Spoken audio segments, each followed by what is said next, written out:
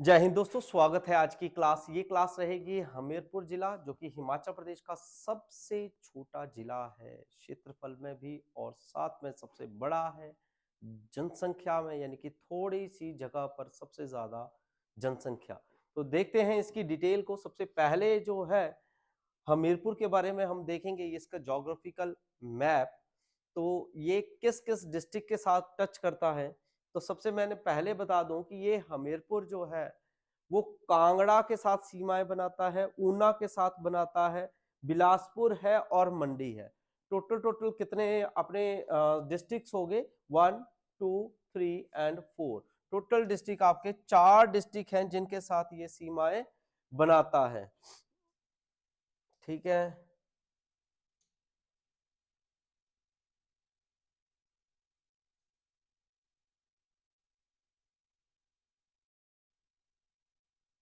तो कौन कौन से डिस्ट्रिक्ट हैं इसके साथ टच करते हुए? ठीक है, एक आ गया आपका ऊना, मंडी, कांगड़ा और साथ में बिलासपुर। ठीक है जी। और इसके साथ कुछ हिस्सा जो है वो पंजाब का भी लगता है, ये याद रखिएगा हमीरपुर के साथ। ठीक है जी।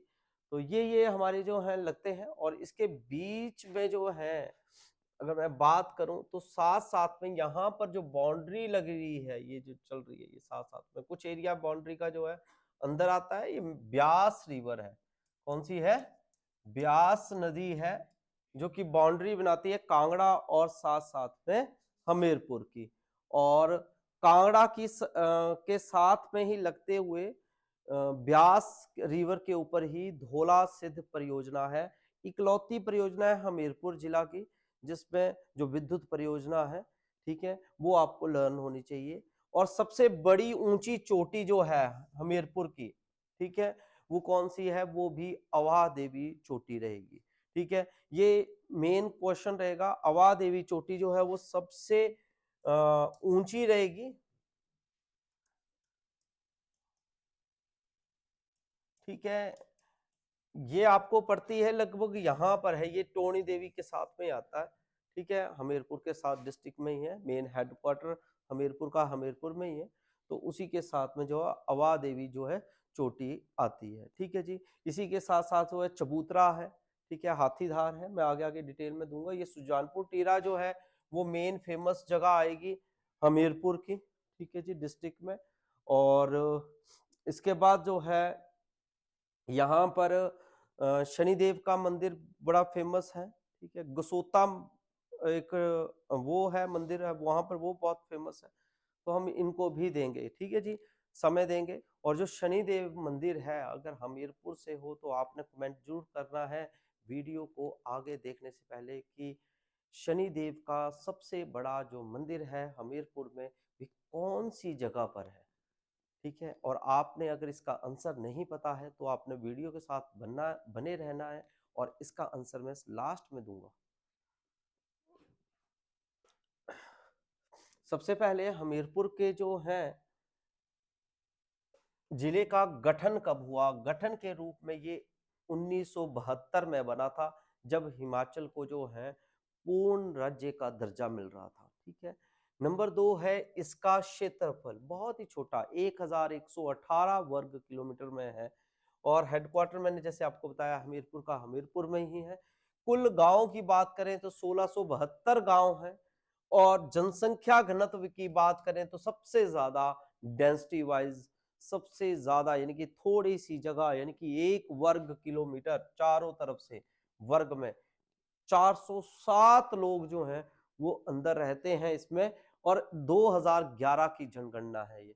और विकास खंड 6 हैं। ऐसे ही विधानसभा क्षेत्र 5 लेते हैं। और साक्षरता दर भी सबसे हाईएस्ट रहती है पूरे हिमाचल प्रदेश की, कि सबसे ज्यादा साक्षर जिला कौन सा है, तो वो भी हमीरपुर ही रहेगा नंबर 1 पे। इसी के बाद हमीरपुर की जो है भौगोलिक स्थिति, जैसे मैंने आपको समझाई, उसको देख लेते हैं।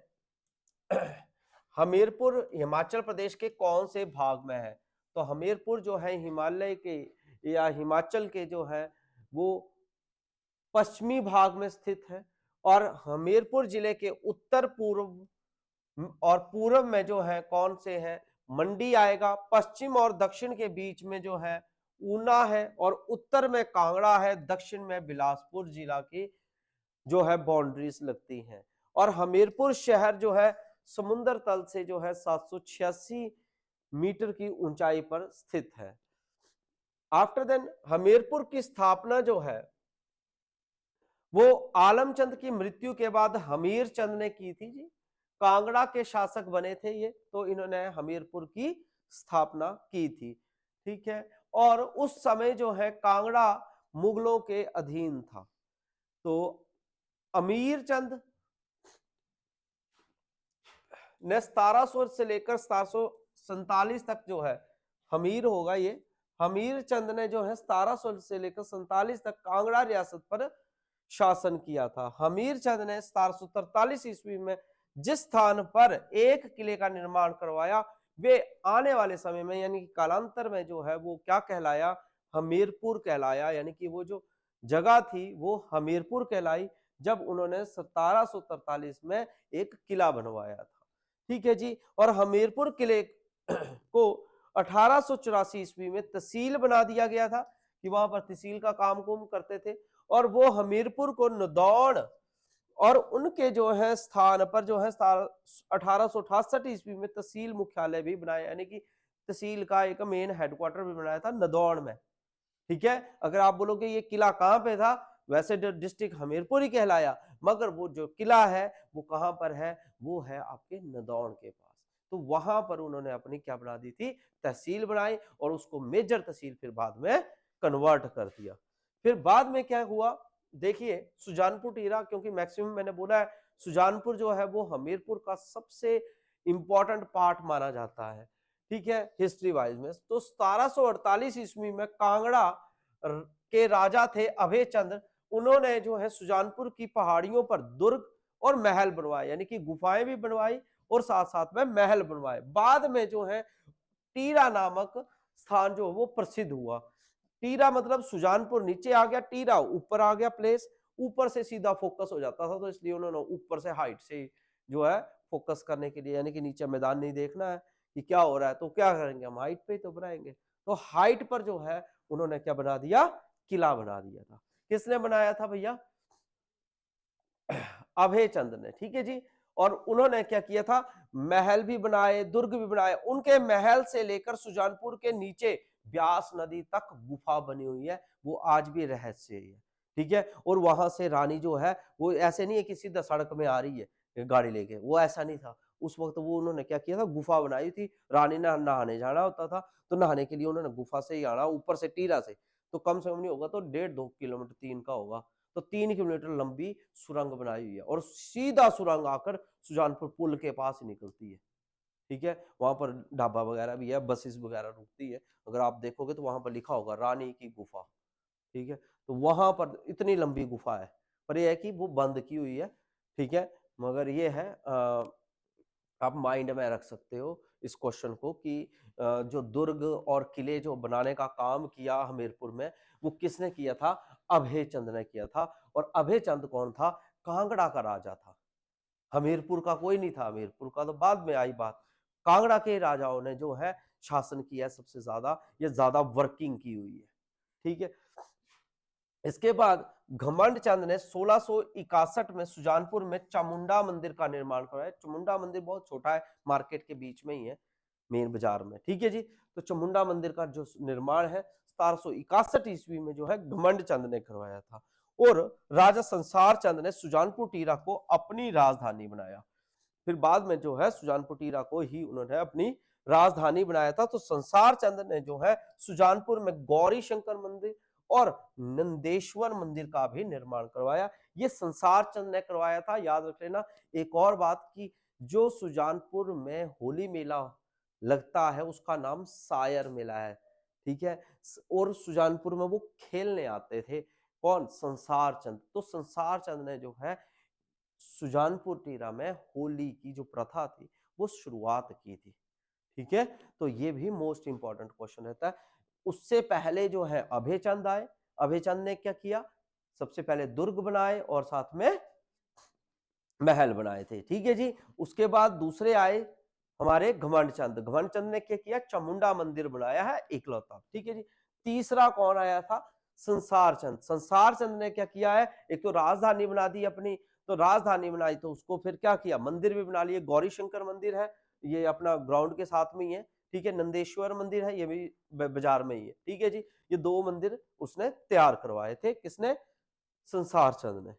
आफ्टर देन राजा संसार चंद ने देखिए ब्रिज जैसी होली त्योहार की शुरुआत की थी। जैसे मैंने अभी आपको बताया कि ब्रिज से उसको कंपेयर किया गया है कि वैसी होली जो है वो सुजानपुर में मनाई जाए, तो उन्होंने इसकी शुरुआत की थी। ठीक है। सुजानपुर टीला में हिमाचल प्रदेश का एकमात्र मतलब इकलौता जो है, क्योंकि हर एक स्टेट में ना एक ही मतलब सैनिक स्कूल होता है। ठीक है, हर स्टेट में। तो वो पूरी स्टेट यानी कि पूरे हिमाचल में जो है वो कहां पर है, सुजानपुर में ही है। अगर आप बोलोगे लाहौल स्पीति में है, कांगड़ा में है, चंबा में, कहीं नहीं है। सिर्फ एक लौती जगह कहां पे है, सुजानपुर में है। कौन, सैनिक स्कूल। सुजानपुर टीला के बाद आ जाता है हिमाचल प्रदेश का सबसे बड़ा खेल मैदान। खेल मैदान मतलब आप एक छोर से दूसरे छोर पर यानी कि एक साइड से दूसरे को देखोगे ना आप, तो एक आदमी ना टिंगड़ा ऐसा दिखता है, छोटा सा, हाइट में नहीं दिखती उसकी, और थोड़ी सी अगर धुंध पड़ी हो, ठीक है, तो बंदा ही नहीं दिखता है, इतना बड़ा है ग्राउंड। ठीक है, तो बहुत ही बड़ा है। और ये आधा ग्राउंड जो है वो बटा हुआ है, आधा आधा ग्राउंड है, आधा सैनिक स्कूल वालों का है, आधा बाजार वालों का है। ग्राउंड वैसे कंबाइंड है। ठीक है, तो इस बार एयर शो भी होना है 10 मार्च को, है ना, तो वो भी ध्यान रखना आपने।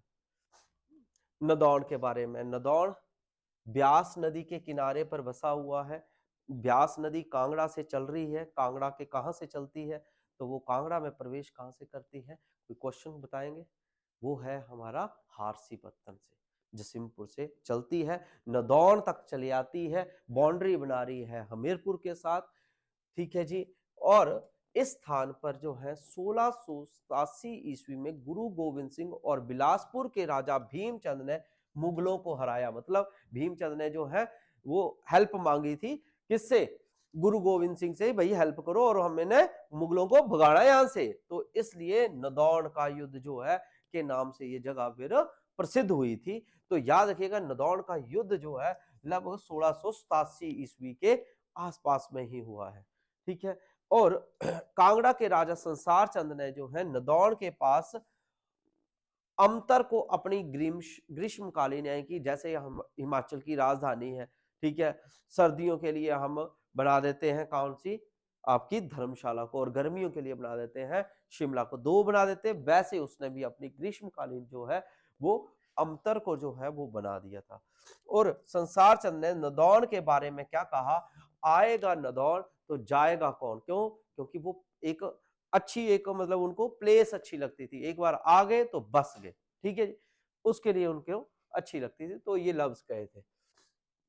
राजा संसार चंद ने मंडी के राजा ईश्वरी सेन को भी यहीं पे, जैसे मैंने आपको मंडी डिस्ट्रिक्ट के पढ़ाया है, तो उसमें मैंने बताया था कि उसको कैद कर लिया था, कहां पे किया था, नदौड़ में। तो ये इंपॉर्टेंट लाइन है, इसलिए मैंने इसको मार्किंग भी की है कि 12 साल तक जो है नदौड़ में राजा ईश्वरी सेन यानी कि मंडी के राजा को उन्होंने कैद करके रखा, जिसके बाद जो है गोरखाओं ने जो है उसको जो है रिहा यानी कि उनसे जो है वो छुड़वाया था, या जो भी है इस तरीके से। तो राजा नदौन में जो को 1846 ईस्वी में जो है तहसील मुख्यालय बनाया, और यशपाल साहित्य प्रतिष्ठान की जो है की स्थापना जो है 2000 ईस्वी में नदौन में भी की गई थी। ठीक है जी, तो ये इस तरीके से आपने याद रखना है। नेक्स्ट आता है महल मोरियो।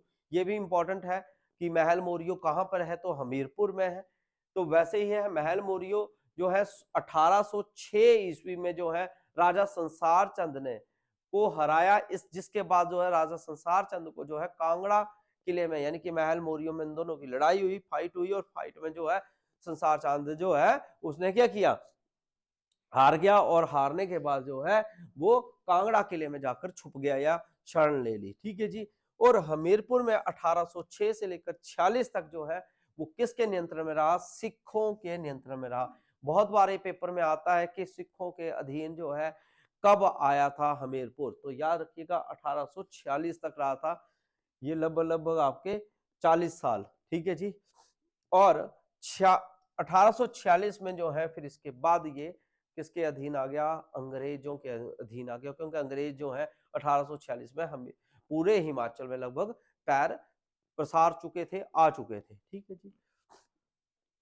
तो इसके बाद आता है भूपल। भूपल भी एक बहुत फेमस जगह है हमीरपुर जिला की, तो देखते हैं कैसे हैं।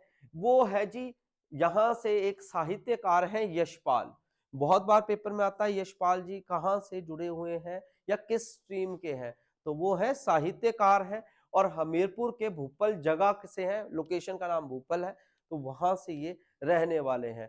और ये 1918 ईस्वी में जो है स्वतंत्रता संग्राम यानी कि आजादी के लिए जो है इन्होंने भी संघर्ष किया था, इसलिए बहुत ज्यादा फेमस रहे हैं। इसके बाद नेक्स्ट आता है विक्टोरिया क्रॉस जिन्हें मिला हुआ है, तो हिमाचल के ही है इकलौते या पहले लाला राम, ठीक है जी, लांस नायक लाला राम है जिन्होंने विश्व युद्ध यानी कि वर्ल्ड वॉर में जो है प्रथम विश्व युद्ध में, जो प्रथम विश्व युद्ध है वो कब हुआ था, तो 1914 से लेकर 19 तक चला था, तो उसके बीच में जो ये भी अपने आप कूद पड़े थे, तो जी इनको फिर बाद में विक्टोरिया क्रॉस से जो है नवाजा गया, यानी कि इनको जो है इसका दिया गया था जी। तो विक्टोरिया क्रॉस प्राप्त करने वाले पहले हिमाचली कौन थे, वो भी हमीरपुर के थे, ठीक है, नाम लांस नायक लाला राम। तो ये आपको लर्न करना पड़ेगा, पेपर में मोस्ट इंपॉर्टेंट रहेगा। नेक्स्ट आता है हमीरपुर जिले का निर्माण। हमीरपुर जिला जो है 1966 ईस्वी में पहले ये पंजाब का भाग होता था, यानी कि पंजाब का हिस्सा ही था, ठीक है जी। हमीरपुर कांगड़ा जिले की एक तहसील होती थी, यानी कि हमीरपुर कांगड़ा में ही आता था, क्योंकि हम जो है वो जलंधर तक फैले हुए थे, यहां से गुरदासपुर तक फैले हुए थे, ठीक है जी। तो इतना बड़ा डिस्ट्रिक्ट था कांगड़ा ही। तो अब आप ये एस्टिमेट लगा लो कि यानी कि पंजाब तक था, तो यानी कि कांगड़ा जो वालों ने क्या किया, हमीरपुर को एक अपनी तहसील बना दिया, ठीक है जी। तो 1966 ईस्वी तक जो है के बाद जो है इसको जो है वो हमीरपुर में यानी कि हमीरपुर को क्या किया, हिमाचल में जो है मिला लिया गया था। और 1 सितंबर 1972 ईस्वी को जो है कांगड़ा जो है से अलग किया और एक डिस्ट्रिक्ट बना दिया। हमीरपुर को क्या किया, एक डिस्ट्रिक्ट बना दिया, किससे हटाकर, कांगड़ा से अलग करके। पर कब किया, 1972 में। और 1972 से पहले ये कहां पर था जी, ये कांगड़ा में था, और उससे पहले कहां पे था, ये पंजाब के साथ टच करता हुआ था। तो तब तक ये कांगड़ा की क्या थी, एक तहसील थी। तो इसके बाद आ गया 1980 में सुजानपुर, नदौड़ और भोरंज तहसील का भी गठन किया गया। फिर बाद में जो है 1980 में जाके 72 के बाद 80 में 2 तहसीलें और बनाई, भोरंज तहसील और सुजानपुर तहसील को भी बनाया गया। तो इस तरीके से जो है हमीरपुर जिले का इतिहास रहा है, बहुत बड़ा नहीं है, छोटा सा है आपके कॉम्पिटिटिव के लिहाज से, तो इसको पक्का कर लीजिएगा। और दूसरा मैंने जो क्वेश्चन था उसका आंसर रहेगा, शनिदेव का जो सबसे बड़ा मंदिर है वो लंबड़ू जगह है हमीरपुर में, वहां पर ये स्थित है। तो कैसी लगी आज की जानकारी मुझे बताइएगा। तब तक के लिए फिर से मिलेंगे नेक्स्ट नए डिस्ट्रिक्ट के साथ, तब तक के लिए जय हिंद, जय भारत, जय हिमाचल।